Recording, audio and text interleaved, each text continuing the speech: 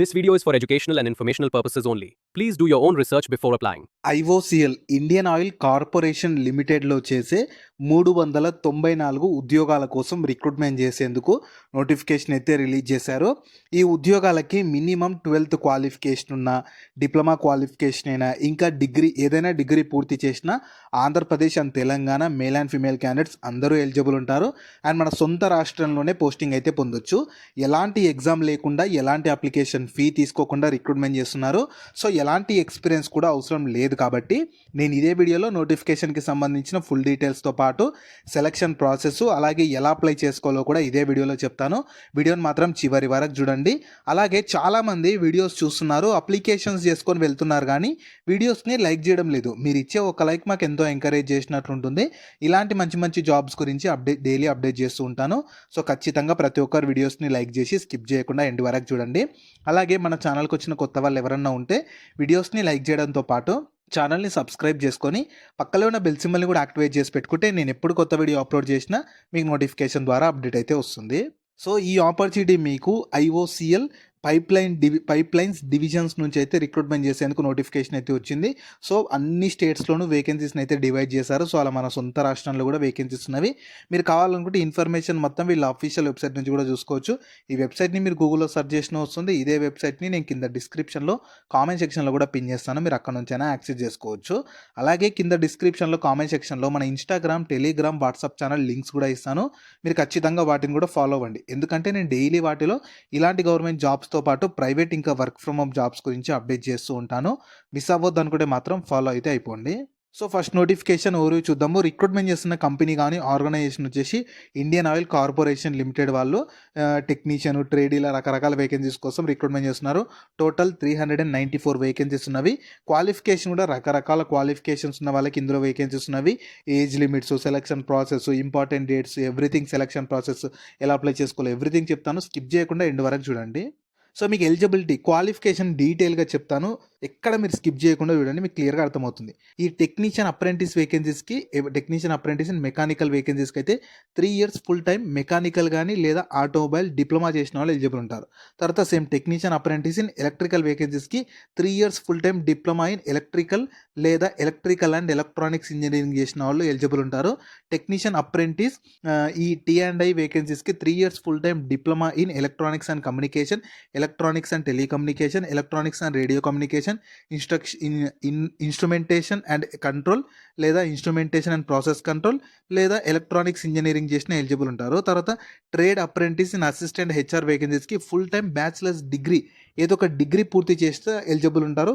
Trade apprentice in accountant vacancies కూడా ఏదో ఒక డిగ్రీతో పాటు కామర్స్లో డిగ్రీ చేసిన వాళ్ళు ఎలిజిబుల్ ఉంటారు. తర్వాత DO, data entry operator fresher వేకెన్సీస్కి అయితే మినిమం 12th క్వాలిఫికేషన్ ఉండాలి.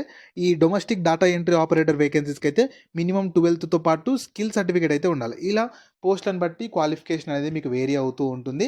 సో క్లియర్గా మళ్ళీ ఒకసారి చూడండి, మీకు కూడా క్లారిటీ వస్తుంది. ఒకవేళ ఈ వీడియో చూస్తున్న వాళ్ళకి ఇప్పుడు నేను చెప్పిన క్వాలిఫికేషన్స్ లేకపోయినా సరే మీ ఫ్రెండ్స్ అండ్ ఫ్యామిలీ మెంబర్స్లో ఎవరికి క్వాలిఫికేషన్ ఉన్నా వాళ్ళకి ఈ వీడియో షేర్ చేయండి, చాలా యూజ్ అవుతుంది. అలాగే ఇవి యాక్చువల్గా పర్మనెంట్ జాబ్స్ అయితే కాదు, మీకు యాక్చువల్లీ ఇవి అప్రెంటిస్ వేకెన్సీ అనమాట. మీకు 1 year పాటు అప్రెంటిస్షిప్ ట్రైనింగ్ ఇస్తారు. ఆ ట్రైనింగ్ పీరియడ్లో మీకు మంత్లీ స్టైఫండ్తో పాటు ట్రైనింగ్ తర్వాత మీకు అప్రెంటిస్షిప్ సర్టిఫికేట్ ఇస్తారు. ఆ సర్టిఫికేట్ వల్ల యూజ్ ఏంటంటే మీకు ఫర్దర్గా ఎప్పుడన్నా ఈ ఐఓసిఎల్లో పర్మనెంట్ జాబ్స్ వచ్చినప్పుడు మీకంటూ సపరేట్గా వేకెన్సీస్ని కేటాయించడం లేదా మీకంటూ కొద్దిగా రిజర్వేషన్ అయితే తీసి పెడతారనమాట. సో అలా మీకు ఫర్దర్గా చాలా యూజ్ అవుతుంది. ప్రజెంట్ క్వాలిఫికేషన్ నుండి ఖాళీగా ఉన్నాం అనుకునే వాళ్ళు సొంత రాష్ట్రంలోనే పోస్టింగ్ కాబట్టి అవకాశాన్ని మాత్రం వదులుకోకండి. నెక్స్ట్ ఏజ్ లిమిట్ చూడండి, ప్రతి ఒక్కరికి 31st January 2026 కల్లా మినిమం 18 నుంచి మ్యాక్సిమం 24 years ఏజ్ ఉన్న వాళ్ళు అప్లై చేసుకోవచ్చు జనరల్ వాళ్ళు. అదే SC/ST వాళ్ళకు 5 years ఏజ్ రిలాక్సేషన్ కలుపుకొని 29 years ఉన్న అప్లై చేసుకోవచ్చు. ఓబీసీ నాన్ క్రిమిలేయర్ వాళ్ళకు 3 years ఏజ్ రిలాక్సేషన్ కలుపుకొని 27 years ఉన్న అప్లై చేసుకోవచ్చు. అదే PWBD వాళ్ళకైతేనేమో కేటగిరీని బట్టి SC/ST వాళ్ళకు 15 years, జనరల్ వాళ్ళకు 10 years, ఓబీసీ వాళ్ళకు 13 years, ఇలా కేటగిరీని బట్టి ఇండియన్ గవర్నమెంట్ రూల్స్ ప్రకారం మీకు ఏజ్లో రిలాక్సేషన్ కూడా కల్పిస్తున్నారు. నెక్స్ట్ మీకు పోస్ట్ వైజ్గా వేకెన్సీస్ చూడండి, అంటే స్టేట్ వైజ్గా, రీజియన్ వైజ్గా వేకెన్సీస్ని మన ఆంధ్రప్రదేశ్, తెలంగాణ ఈ జోన్కి వచ్చేసి మీకు 63 వేకెన్సీస్, అలా టోటల్ మీకు 394 వేకెన్సీస్ ఉన్నవి. సో మీరు ఏ స్టేట్ అంటే మీరు మన మంచిగా లోకల్లో అప్లై చేసుకున్నారంటే మన లోకల్లోనే, మా ఆంధ్రప్రదేశ్ వాళ్ళు ఆంధ్రప్రదేశ్లో, తెలంగాణ వాళ్ళు తెలంగాణలోనే పోస్టింగ్ అయితే పొందొచ్చు. నెక్స్ట్ మీకు సెలక్షన్ ప్రాసెస్ ఎలా ఉంటుందంటే ఫస్ట్ అప్లై చేసుకోవాలి. నాప్స్‌లో, నాట్స్‌లో అప్లై చేసుకోవాలి.